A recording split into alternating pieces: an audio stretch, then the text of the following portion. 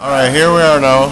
Now we have the MS3 plugged up to the car, and we have a tune on the car.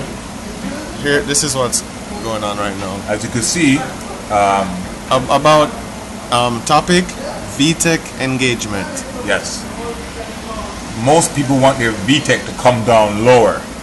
The problem with that is, if you bring it down lower, you lose a lot of torque. As you can see here, red is run 55 with the vtec on at 4,000 RPM, and blue is back at 4,200 RPM. And you can see this line right here. The difference between the torque is almost 23 foot-pounds of torque in difference. So we are going to experiment to move the vtec higher up to bring this line over here more. Catch 22 to that is? You might have, no, sorry, you will have a check engine light on for vtec circuit too high, but it's what you sacrifice for having more torque on the bottom, and more torque equals more horsepower coming up, meaning that the car will go faster. The top end horsepower might remain the same at 271 horsepower, but What?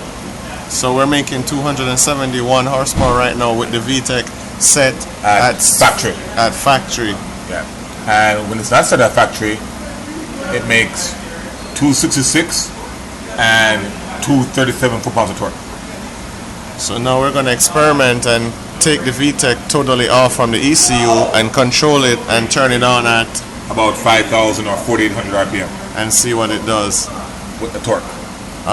Can we get a comparison run with this 271 to the run with the OEM ECU? I guess we could get it later. We'll put that in. Alright. It's not really significant now. And the line is Okay, the car is making another 20 more horsepower almost over with the cat out and the mega spring. So the horsepower is staying consistent, 20 horsepower from with the cat on and with the cat off.